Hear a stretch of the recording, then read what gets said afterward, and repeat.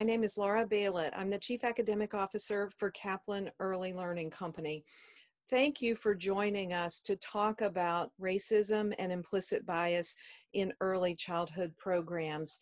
Today, we're joined by a really fantastic panel, and I'm so proud to introduce them to you. First, we have Dr. Stephanie Curenton-Jolly, who is at Wheelock College of Education and Human Development at Boston University.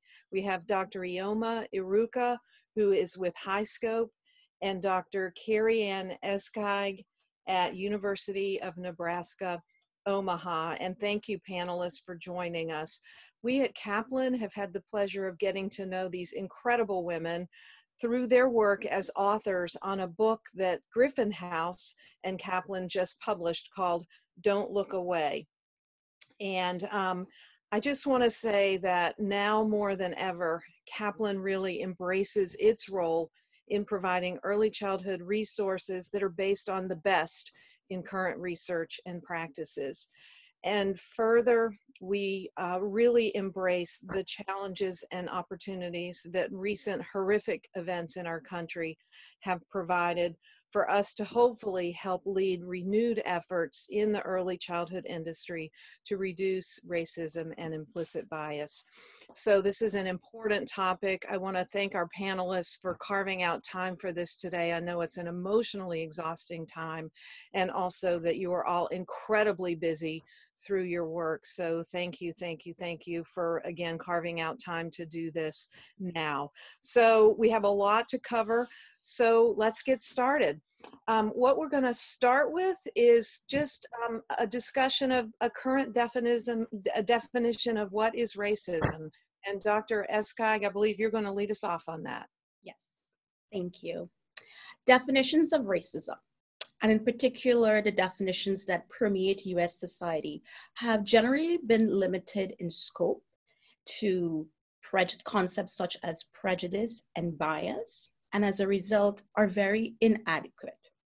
One of the results of these definitions of using individualistic interpretations of racism is that power, privilege, especially economic and psychological and political power and privilege, is obscured.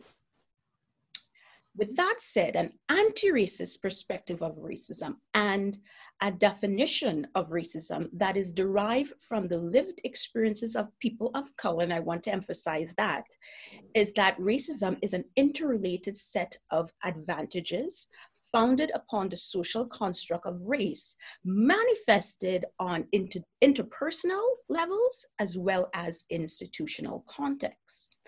Institutional racism, as the name implies, refers to those policies and practices which, again, have roots in colonization and slavery that perpetuate the advantage for the dominant group at the expense of people of color.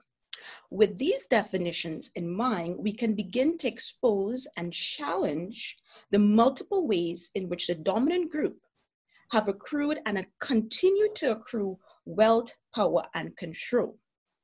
Racism is not about feelings, which prejudice and bias tends to refer to. It is about power. Who has it? Who does not have it? How is it maintained? Why is it maintained? And in essence, it harkens to a central feature of critical race theory, that is whiteness as property. What distinguishes contemporary racism, however, from its early antecedents in some respect is that it's less overt. Some scholars refer to this as subtle racism. I want to add a caveat, however. Subtle racism, its parameters, its forms, largely depends on social processes and cultural norms. When conditions change, as what we're seeing right now in the United States, this subtle racism changes to overt racism. This can be attributed to the fact that when racialized groups, and I'm speaking specific to the current context, when racialized groups, such as African Americans, enact any form of resistance, it deeply disturbs the white psyche, especially one which is founded on white superiority and to a large degree, I want to emphasize that, psychological violence towards the other. The overt reaction functions as a means to discipline the black body, to reinscribe dominant subordinate relationships, and to return equilibrium to the white psyche. Resistance, in essence, challenges the invested belief in whites' perceived right to control and to dominate. Therein lies the chief analysis of what's happening right now from an anti-racist perspective and a sociological perspective as well. I want to mention, however, that in referring to the current interactions between African Americans and those of the diaspora who are resisting, the interactions between them and white Americans, however, does not diminish the systemic significance of what we're observing. All right. What I mean by that is common to both past and present racism is the anti-Blackness discourse, which is the stereotypes and the narratives that denigrate the Black body and exalt the white body. The white racial frame, which is a term conceptualized by sociologist Joe R. Fagan, which refers to images and stereotypes of Blacks, while the positive representations of whites are disseminated in different institutions, and the feelings of whites towards Blacks. These elements, however, remain fixed regardless of the time period because it has been central to white domination in the US and across the globe. With this definition in mind, as well as a current analysis and sociological analysis of what's happening in the United States, we can see why an anti-racist perspective, and in particular as it applies to not only transformation in society, as well as ECE, is necessary. For instance, how can the legal system be transformed? How can the housing system be transformed? Schools and the media? With particular reference to early childhood education as an institutional body, who safeguards the disciplinary boundaries and practices of early childhood education? What is the knowledge base of early childhood education? While I completely agree with developmentally appropriate practice, does this exclude and developmental psychology, but does it exclude other knowledges, cultures, and experiences of subjugated groups? What about chief positions of leadership? Such questions can serve as a guiding reference for understanding the necessity of anti-racist change, and more importantly, critically examining the unequal distribution of power and privilege in the United States. Thank you so much. I'm curious if you are seeing or feeling in any way that this particular moment in time that was catalyzed by the horrific murder of George Floyd and then the protests that have followed and other images and stories of police brutality pouring out through the media, do you feel like this moment in time maybe offers us something different? Or I mean, what's your kind of reaction to that? And then we'll move into Dr. Aruka talking a little bit more about specific early childhood policies and programs and practices. Okay. From a contemporary perspective, I believe there are many similarities or convergences to past experiences, one of which, and I want to center the voice of the oppressed. So in doing so, I want to articulate the consistency of resistance, regardless of the different time period in which it takes place. What we're seeing manifesting right now is that intergenerational resistance. We are advocating and we are actively resisting unequal relationships in American society. Again, as I referenced, the issue of power and privilege. In some respects, we're seeing a move towards interracial solidarity with white Americans. However, while we recognize and while we appreciate, I think there are some caveats, or there's some sort of caution that needs also to be taken account. From how did you develop this particular stance of racial solidarity? Are you using your white privilege in a way that will contribute to actively dismantling racism? Or when the protest is over, that's it, and you go about your daily lives? Is this a consistent change? Is this something you are passionate about? Or are you looking for opportunity and profiting off of the pain of Black people? So I think that also needs to be made quite clear. And in terms of education, it presents many opportunities for including anti-racist, anti-bias curriculum, not only curriculum, but training for educators. The time has come.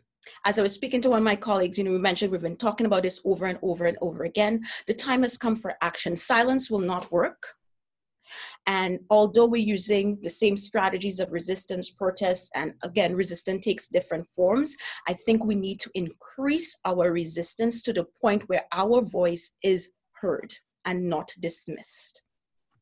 So Dr. Currington-Jolly, can you comment on that specific point? Do you feel like there is anything about this moment in time that feels different, or is it just one more moment in time that, there's a burst of focus, maybe a burst of renewed commitments to change, but then it just falls back? So any quick thoughts on that from you?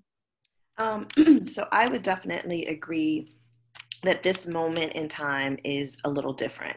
And I think what has made it different is that we have an entire world population that is facing hardship and that is stressed and worried and essentially traumatized too by the COVID virus to a certain extent. So our whole worldwide population is facing that. And I think that it is allowing human beings to be more empathetic in a way that they had not been before. I think another thing that makes this a different sort of watershed moment is the fact that people actually just have more free time now. People are at home all day. They can watch TV. They can watch the news over and over again. They now have the free time to Google, etc. So now they are getting a different level of information than they had ever gotten before about all the other previous murders that we have experienced. And I think those two things together has made our larger population just feel fed up, right?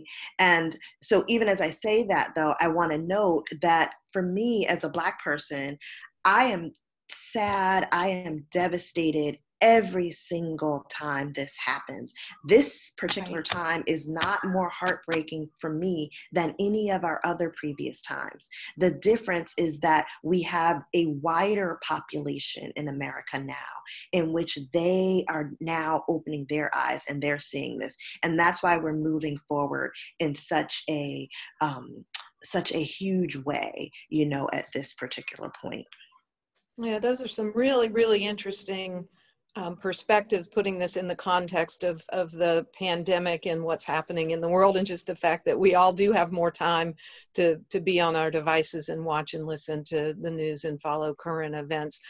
Dr. Aruka, we'll let you kind of close out that. What feels different, if anything, for this moment in time versus all the previous ones? And then we'll move with you to our next topic. Sure, I definitely agree with Karen and Stephanie about it does feel different. Again, I feel like I wasn't born in the 60s, but in hearing a lot of friends, family, colleagues who were born earlier, and a lot of them actually were part of the 1960 riots in Detroit, Michigan. So hearing them talk about this feels different on so many levels, in some ways gives me hope. I think to Stephanie's point, it is a global phenomenon. And I think that in some ways, the culmination with the COVID virus and all that was happening, I think helped to push it further and remind us that the coronavirus has not left us. But the fact that people are willing in some ways to really risk their life speaks to the urgency that not just Black people are engaged in, that we have multiracial engagement in such a deep way. So I am hopeful, optimistic. However, I'm also a realist and a pragmatist, right? Because at the same time, we have visuals of protests and all the multiracial conversations, et cetera. we also have the beauty and the horribleness of social media and media in general is that you do have another segment that could actually reach out to each other, the segment that really still believes in the importance of white supremacy and the racist culture that they say does not exist.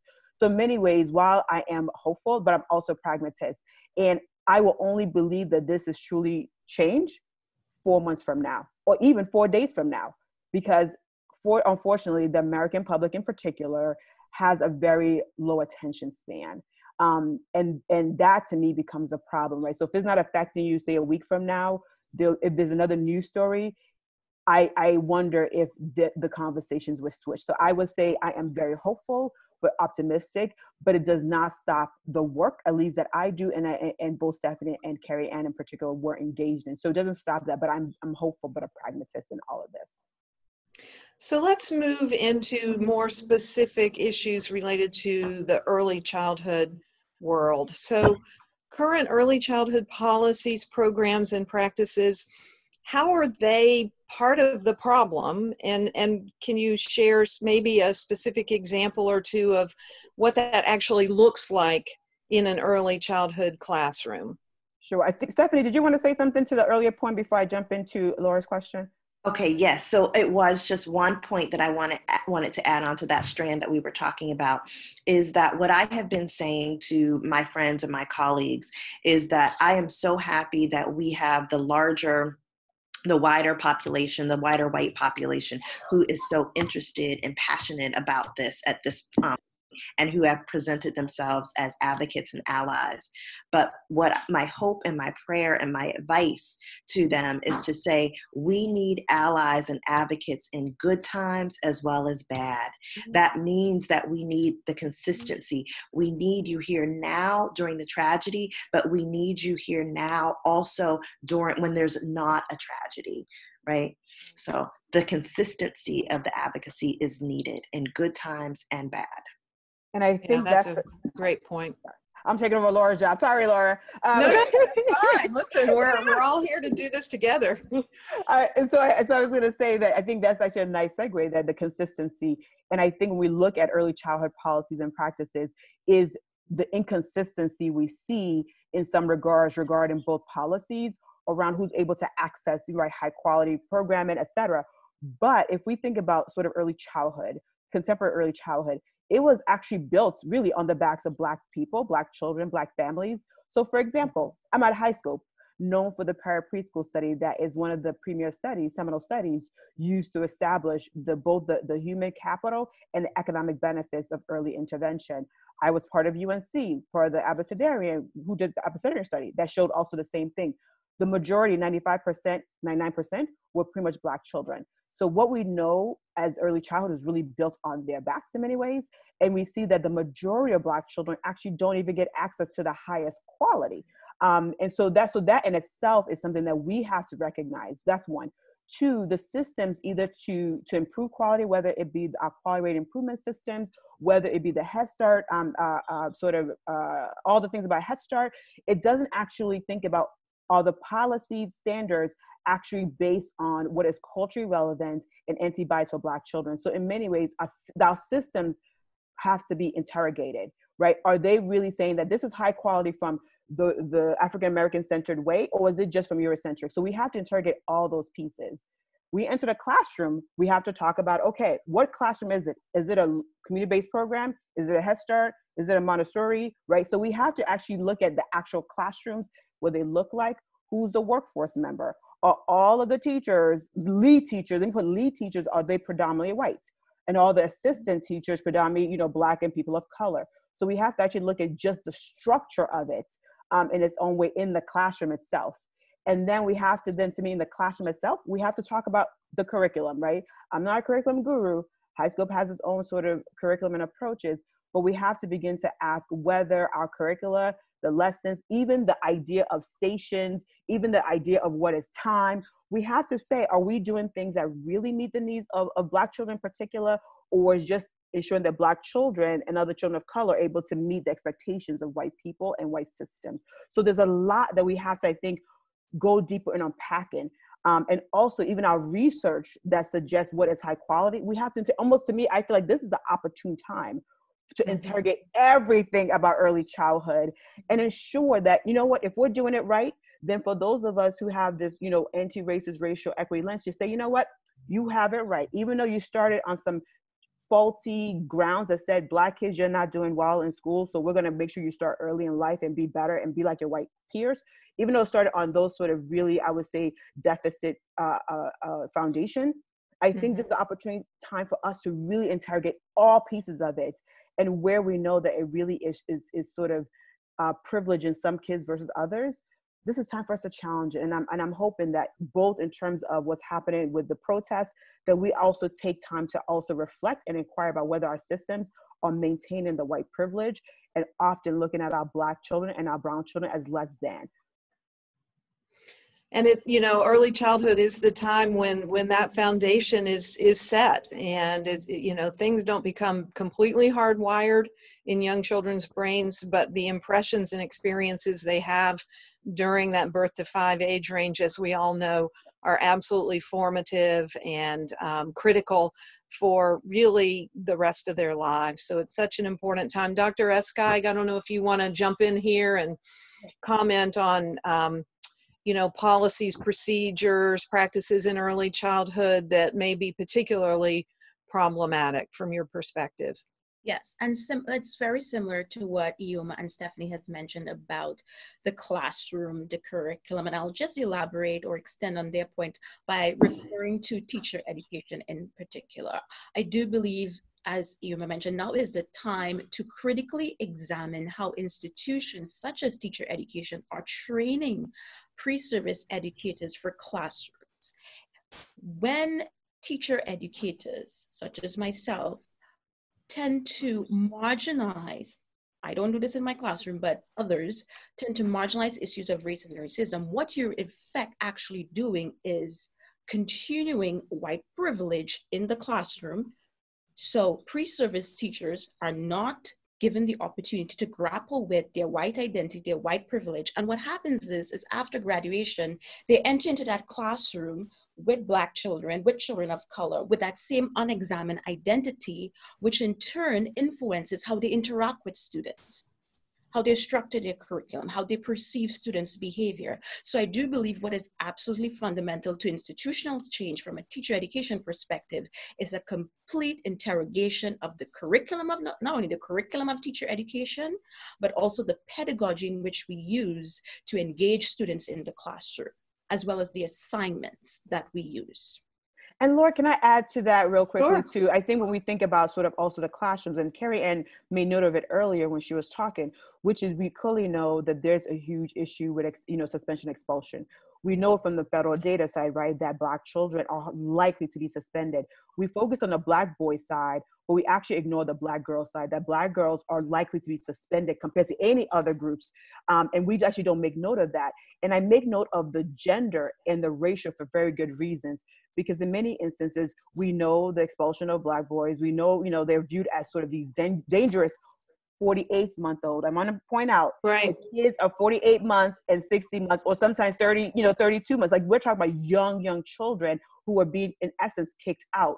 And what does that tell you when your parent or your teacher says you are no longer allowed here?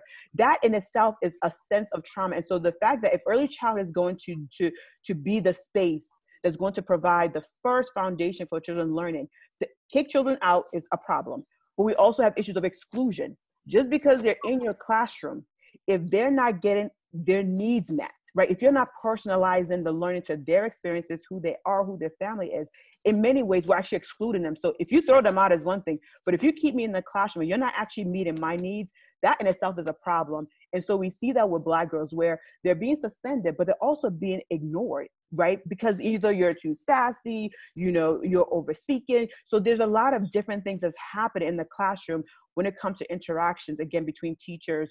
And I will argue at times it doesn't matter if you're race, right? So in some instances, we're seeing just white teachers, Black teachers overly controlling. And I would use, you know, maybe even the controversial term of over policing children in the early years. So early childhood, that's why we have a term called school to prison pipeline, because in many ways, by excluding children or suspending children, all we're doing is throwing you out out of your educational environment, and you're like, I hope you're okay, right? I hope your parent can find a safe and healthy childcare. I hope that you love learning starting at the age of 3, or, you know, et cetera. So I think we have to just begin to think about how does that classroom and interactions between an authority figure and Black children, how is that being in some ways institutionalized by early childhood? Again, we know there's a lot of lovely, beautiful people who are doing a lot of great work for little pay, little recognition. So we can't ignore that the system itself is actually traumatizing children, families, but also the workforce, especially in community-based organizations where they don't have, you know, state dollars, they don't have federal dollars. So in many ways, we have created a system that says, hey, poor Black people and people of color, do this job that is the most important, but we will not value you, we will not pay you, and we'll keep you in a cycle of poverty with you and your family and the children you care for. So I think we have to begin to really examine early childhood in a way that says, if this is an important time, and we know that from brain development science, the way we do it, the way we fund it is literally antithetical. And so we have to begin to push that we need to do more for our children if we really care for our children. And I think, you know, this whole issue of preschool expulsion is one that for decades has just been mind-boggling to me. And, you know, I've dealt with it with children I used to work with, and it's just shocking. And I think as much as it's a trauma on the child who gets expelled, as well as his family, it also is very detrimental to the development of every other child in that classroom, because it's reinforcing who has the power, how are we using that power, you know, the stereotypes. And, you know, every 4-year-old in that classroom who sees that, you know, suddenly Johnny is not here anymore, it's another one of those data points that informs their worldview at a time when, again, it makes such a difference and may be with them for a lifetime. So it's like the pebble dropped in the pond. The reverberations go well beyond what is experienced and horrible for that one child and their family. Dr. Curenton Jolly, do you want to jump in here? I know you do. Yeah. So what I have been thinking about in terms of the school to prison pipeline is I really believe that it is sort of our main example of anti-Blackness in early childhood education.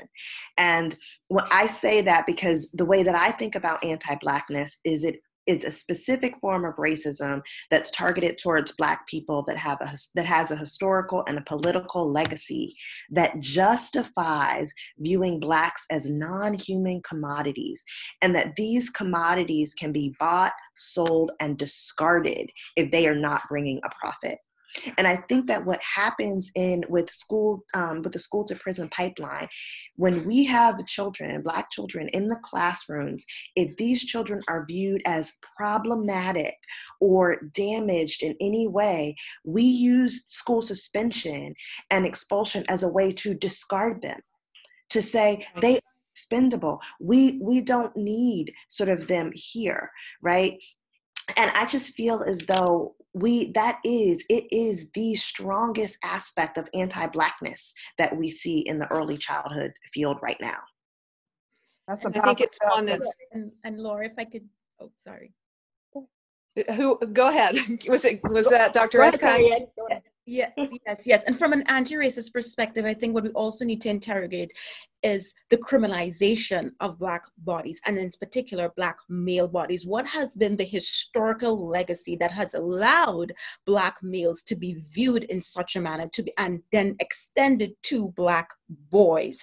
Then we begin to understand how this legacy is influencing white teachers' perception of that Black male child. And what makes the matter even more problematic is that they don't get to have these kind of discussions in their teacher education training. For example, what has been your socialization experiences growing up in a predominantly white environment? What we have to put on the table, and what is absolutely necessary, is that this racist culture of the United States, it is so ingrained, it is so embedded in all institutions that seeing a Black body as inferior has become so normalized, and as a result manifest in not only teachers, but other individuals' interactions with African Americans and Blacks. But again, there's no place in their education where they're given this opportunity to think critically about their white identity, think about whiteness and Blackness and the symbiotic relationship between those two. Yeah, so, you know, what I'd like to do is move on. I know there's just so much to talk about, but I do love the title of one of the chapters in your book. I think I have it correct, but it's something like, "What if educators change the world?" And so, Dr. Ruka, I'll come back to you. How might early childhood policies, programs, and practices be part of some solutions, and what might that look like in a classroom as an example? And we'll let you lead us off again and then hear from the others. Well, I first want to say that one of our co-authors, Tanya Durden, who's at Georgia State, is not with us. And so I feel like that just embodies who Tanya is. And actually Tanya is on maternity leave because she just had a son. So she is bringing in another Black boy into the world. So I want to make sure that we recognize her in spirit, and knowing that she really, that is sort of what I see as her sort of banner in many ways. And I would just start by saying that if educators can see themselves as change agents, and have their own agency, I think that would be critically important, right? I think in other cultures, right, in many other cultures, educators are really viewed at the same level of doctors, as sort of in the same vein we view policymakers and presidents. And so I think if educators really had the will, the agency, and I mean, I forgot what the term, Stephanie, you always use. Is it the warrior? What's the word? Justice warrior. Social justice warrior. For That's right. So, and I call myself a social justice researcher, right? So I think if educators saw themselves in that way, right? It's not just about, I'm going to pour all this knowledge that I have into children because they're just an empty vessel. But if you see your act as an educator as a political act in many ways, in that you're really trying to understand how are all these issues of anti-racistness, anti-Blackness, how all that's being visited on sort of a deep level, if they're able to interrogate and actually make some subtle changes, they can actually begin to change that. It is not just with the Black children, right? Because a lot of this really lies on this whatever happens has to lie on the shoulders of white children in many ways. Right. The few, like literally in the end, I feel like I don't want to give up on adults, but because we understand brain development, we know that a lot of this happens, a lot of what shapes our world happens with our children. And so for me, the educators themselves can work on how do we change all aspects of the interactions, the environment, the curriculum that begins to put race and racism central. And what they do and how they speak with white children and their white families about here's what you can do, I think could be such a huge start. To keep having, Black families and families of color do all the lifting is not going to help us, because we are done. We are fed up. We are just tired, right? Like, as I said earlier to you all, I have not slept, right? Because, and probably that's the same thing with Carrie and Stephanie, we're being called on. And I'm like, we have poured everything we have, and we will continue to pour everything we have, but we can't do this alone. And so we require white teachers in particular to speak to white families and really to be intentional about how they interact with white children, to make them aware. For those who think children do not talk and understand race, or at least the idea of race, children from early years follow those who look like them. Again, they may not have all of the underlying interpersonal language, but it starts very early. So for parents who are like, I don't want to talk about race till the kids are 18, you are too late. So educators who are in early childhood, that is the time when we should really be talking about issues of race and racism. And I think Stephanie may talk about the measure that we're engaged in that really speaks to how do we at least provide you with a framework, with a language. But I think that educators are in a space where they can actually be the change agent, because in the end, they see their kids for 9 to 12 hours a day. So imagine the power you hold in terms of really formulating how children could be the solution, and how you as an educator can be really a critical part to that and get paid well for it on top of that too. So we're going to circle back in a few minutes to to talking with young children and the opportunities and responsibilities with them. Dr. Currington Jolly, what do you think it's going to take for these kinds of changes to occur? Where do we start? What is most important to focus on? Because it can feel kind of overwhelming, and there's so much, especially I think, that white people don't get and don't see and don't know. There's so many dimensions to that. So what's your suggestion on a good starting place or a good place to focus?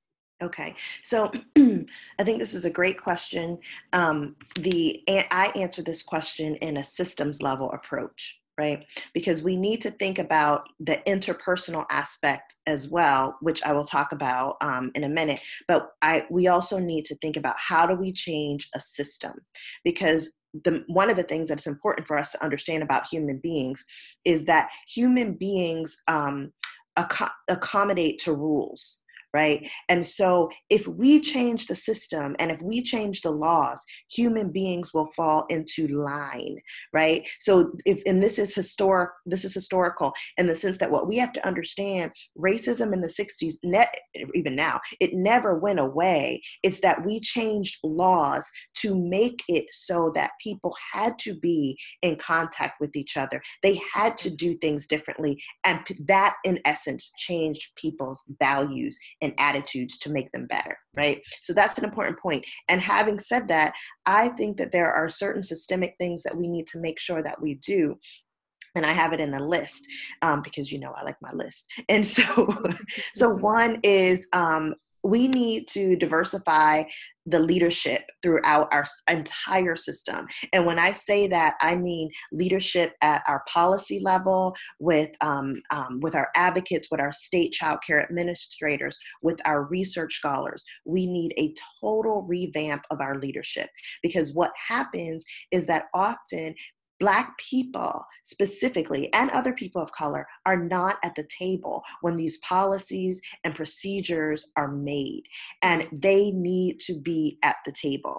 So that's one thing that I would say. The other thing is, gets at number 2, we need education and training that specifically focuses on racial equity. And I use that term racial equity, not culture, right? And I say this because culture is important. I'm a big proponent of culture. I love it, love to study it, etc. But there's a difference between culturally responsive practices and practices that promote racial equity. And I think that we need to start training our workforce at the higher education level, as well as sort of at the training and technical assistance level, to focus on racial equity. And one of the ways we need to do that is by having the coursework and mandating that students take it. Right now, across most states, for state teaching license credentials, there's like one class that you might have to take. One class is not enough information. It's not enough experience to allow teachers to shift their thinking. So I would say that. And then the other thing that I have is, we need to create a pipeline in which we can diversify our workforce. And that pipeline needs to be subsidized financially in terms of education and in terms of wages and benefits for our providers. It is a shame, as what Ioma was saying earlier, that the most important workforce we have, the people who are caring for our youngest children, are paid so little. So we need to revamp our system in that way. The other thing that I say is that we need to expand our early learning standards. That is what we expect children to know and be able to do, and how teachers can foster that growth. We need to expand it so that the development of a positive racial identity is seen as a critical aspect of social emotional learning. We're really just beginning to have those conversations. We need to have them more in wider circles, and it needs to be said out loud, and teachers need to know how to help children foster that positive sort of racial identity. And I think I have one more thing on my list. Yes. The other thing that I have on my list is about making racial equity integral to program quality measurement. And this gets back at, I think, the follow-up question you're going to ask me about our tool and our classroom sort of measure.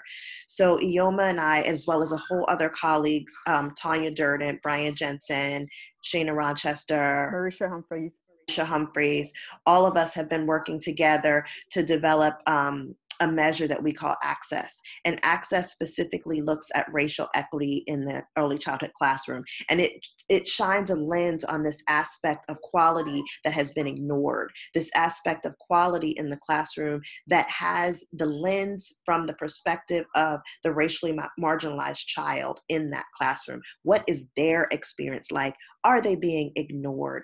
Are they being over-policed? Are they being pushed out, etc.?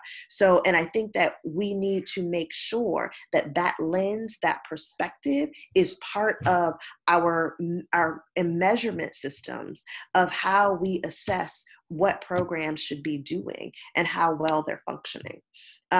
So those were the things that I had in my list. And I do want to talk about how we talk to children about racism, but I'll wait until we come back. Well, let me add to what you were just saying in terms of sort of especially expanding the what is quality, but also what is achievement and competence, right? So I think even in sort of thinking through anything about tools, we need to sort of also really examine those, whether the tools are actually from a strength base of people of color, Black people in particular, or whether it's just like, are you as good as white people, right? Mm-hmm. So we know, for example, the Black children oral language, and Stephanie does a lot on sort of narratives, that's a strength of Black children and other children of color because of the way our cultures are. But that's actually not part of a lot of standardized assessments or even any of our end of grade tests. So a lot of things that's actually a strength of children is actually not assessed. And then second is that I think we have to understand that, and to your question earlier, Laura, about the overwhelmingness, right? There's a lot that particularly white teachers, white educators may be like, I'm so overwhelmed. And I guess I will push and say, now you know a little bit of how we feel, right? Because we have to play multiple worlds and we have to do it on a dime. So now imagine a 48-month-old, a 60-month-old that has to play it on a dime. Like, okay, for this here environment that's really not even aligned with my way of being, I have to do this. Now, when I go home, I do this. So imagine a child who's having to navigate that. We don't even assess that. How much do children have to be sort of doing this dual role, code switching, as we call it, when the kids get older, right? So I think we have to begin to say, adults, I got you overwhelmed, but picture if you're 48 months with no authority, you can't go anywhere. You can't run out the door unless they throw you out, right? Like you literally have no agency, right? And when you try to assert that, you are summarily probably thrown out or devalued or whatever. So I think as adults go through this all like sort of, I'm so overwhelmed, I'm tired. Some of us don't have a choice because that's our lived experience, and our kids don't have a choice. And so I would actually push back and say, yes, the few months that you may focus on this and wake in, since that's part of the struggle. And so if you really want to engage in this, yeah, you may want to stay up a few nights a week and read a little bit and even interact and engage. And yeah, that tiredness is part of growth and development. And maybe, even though it seems like just a humongous sea of things that we need to focus on and work on and do better, pick one or pick two, make a start. But of course, guidance from experts like yourselves on, what's gonna be the most impactful start, I think is what's really helpful to hear from you guys. So you've all already kind of touched on it of what those young children are actually experiencing and observing and processing from day one, really. So let's just move directly into that. And I think Dr. Curitin-Jolly, you were going to take the lead. How do we talk with young children about racism and implicit bias, either in response to current events, or you could talk about, when you see certain behaviors or responses from children in the classroom, and that's sort of reacting to what a child says or does, but then also talking to children proactively about these difficult issues. Lead us off on that, Dr. Curitin-Jolly. Yeah, so one of the things I would say is that I want to give a plug to our book, because we actually have a chapter or segments across several chapters that talk about this specifically. And what I would say here is that this is something that has been coming heavy on my heart, even personally as a mother of two young children, is this idea of having the talk with children about race. And what I like to say is that we need to give up the notion that we're going to have a talk. It is not a talk. It is multiple repeated talks that need to happen throughout a child's development. It is a long-term conversation. And the nature, we have to understand the nature and the level of detail throughout that conversation is going to change based on the child's age and what is developmentally appropriate to talk about and introduce to them at certain ages. So it is a long-term commitment in terms of how we talk to them. It is not a one-time sort of event. And the other thing that I think is important about sort of this long-term conversation is that parents need to know, especially I think white parents, is that this conversation has to promote sort of a positive sense of Black identity, as well as instructions, or not instructions, but as well as a sense of urgency to advocate on behalf of Blacks. What I mean is, we cannot teach children that that the only time in which they think about and advocate for Black people is during a time of crisis. Right. We want to train up a new generation of children to understand that they are that advocate in good times and bad. And in order to do that, we have to make sure that our wider population has a positive view of Blackness overall. We need to start having a long-term conversation with our children that is going to counteract this idea of anti-Blackness. And one of the more concrete ways that I think parents can do this is really through storybooks. There are many, many high quality storybooks that, one, show positive images of Black people, that introduce children to history, that introduce sort of a narrative context in which there is a racial problem to solve. It is a wide variety of books. In my research center, we have started to compile, sort of a list of all of these books from the various sources.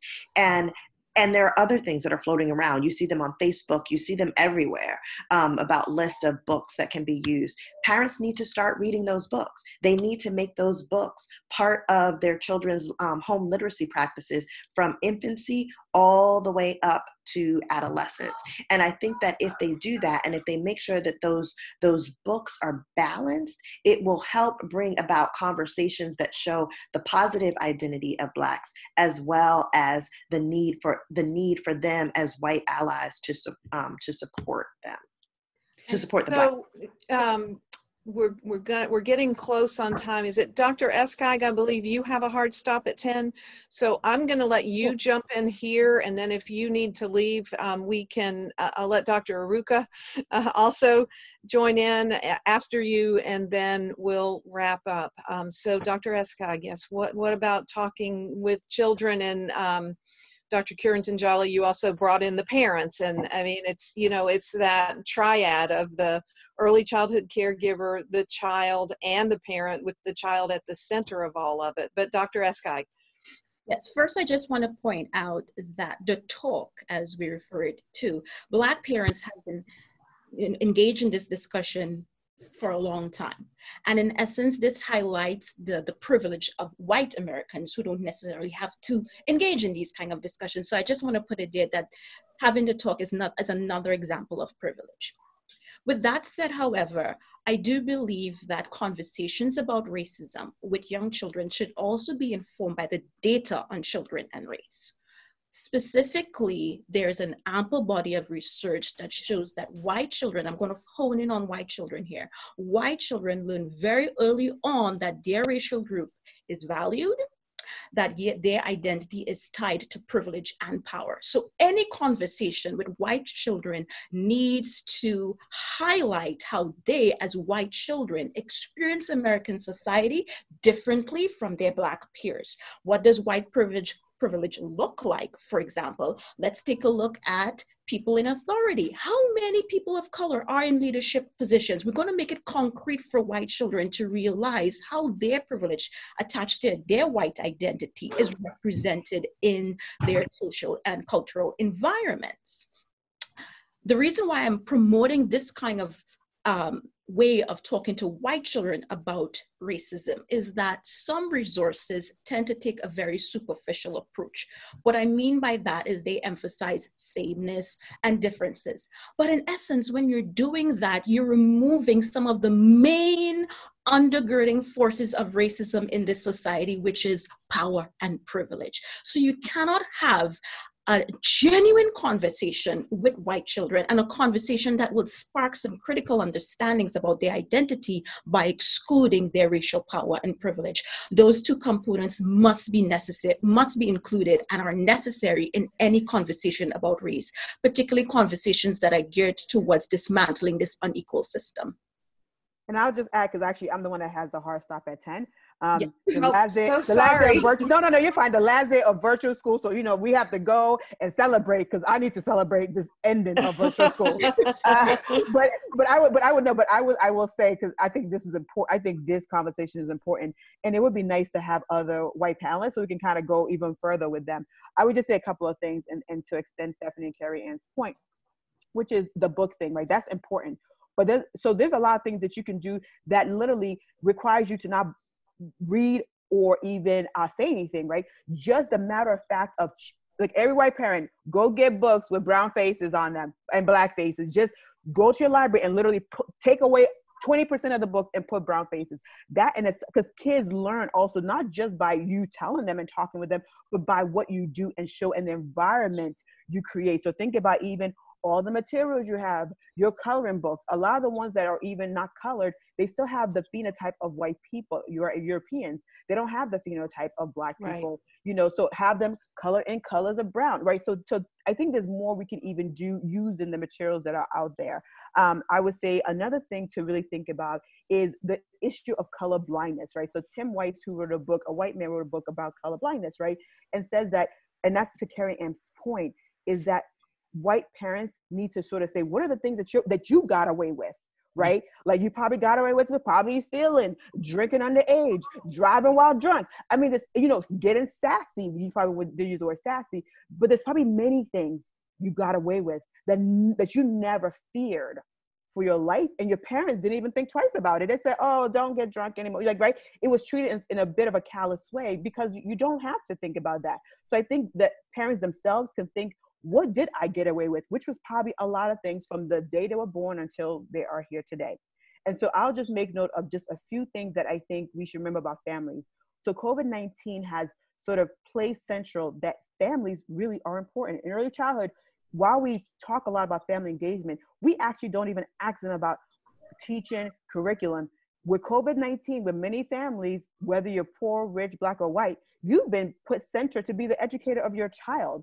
And so, right. So to me, this is an opportunity to see particularly black families as just as brilliant and gifted in how they parent their child to conform to white society, but also how to also have these strong racial identity. That's a lot of work for a black parent to do, right? So I would say that part of what we should do with families to really be authentic in how we connect, especially with a racialized lens, is to really understand who they are.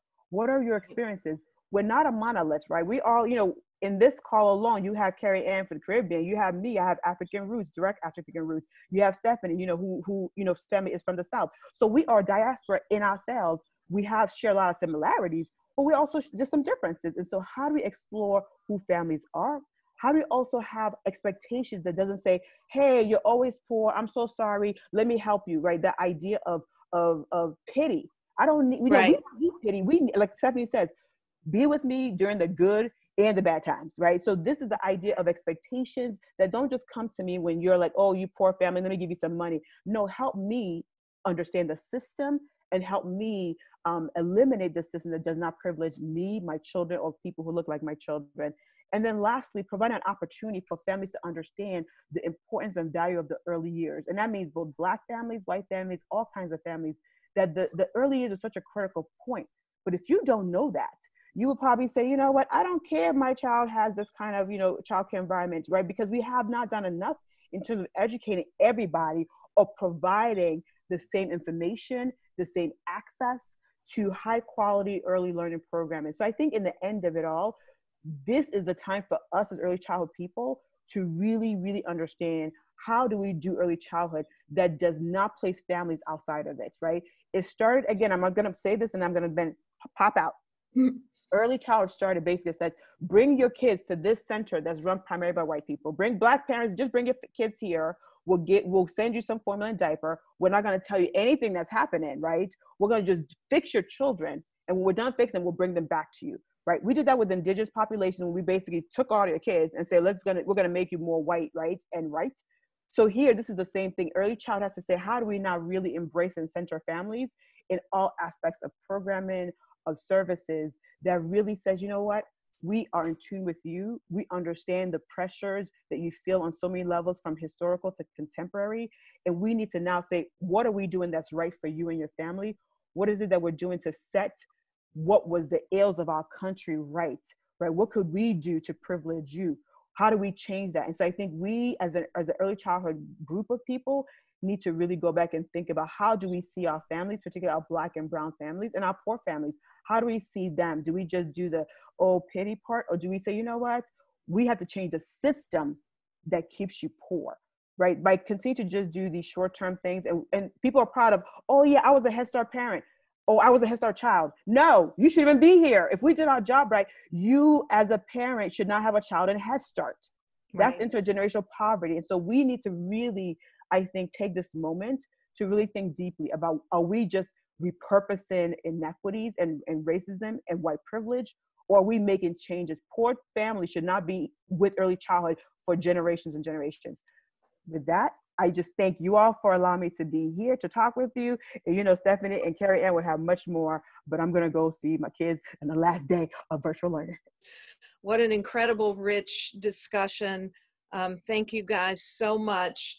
You know, I was struck, I think it was Dr. Iruka, but maybe it was one of the others of you, but children today will be the ones to really change the world. And I think we at Kaplan Early Learning Company really recognize how important early childhood is to set the foundation for positive change in the world. And that's the joy of being in the early childhood industry, truly. And I also want to acknowledge Dr. Durden, the other author of the book, Don't Look Away, and congratulate her on the birth of her son. And, you know, when we think about moms and dads, all parents, and the birth of a child, and what a joy that is. But for Black families, the immediate stress and worry that goes with that, and the risks to that Black child, especially the Black boy, compared to all others, it's not right. And, you know, if we can all think of it through the lens of being a parent, what's fair and what's right? Sorry, I'm getting emotional, but it's so important. What's fair and what's right for every single child. And those of us in early childhood are the ones that have the best opportunity to every day try to do what's fair and what's right and help children understand that. So it's a very emotional issue for me. But if you have enjoyed the discussion today and want to learn more, I strongly encourage you to go to gryphonhouse.com and look for the book Don't Look Away by these incredible women, plus Dr. Durden, who's not here with us today.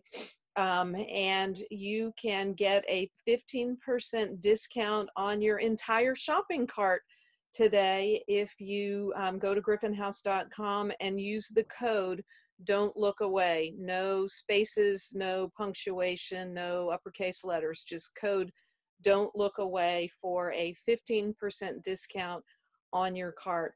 And again, I can't thank you all enough for taking the time during an incredibly busy and difficult, but hopefully optimistic time. And we look forward to continuing this discussion with you. Thank you.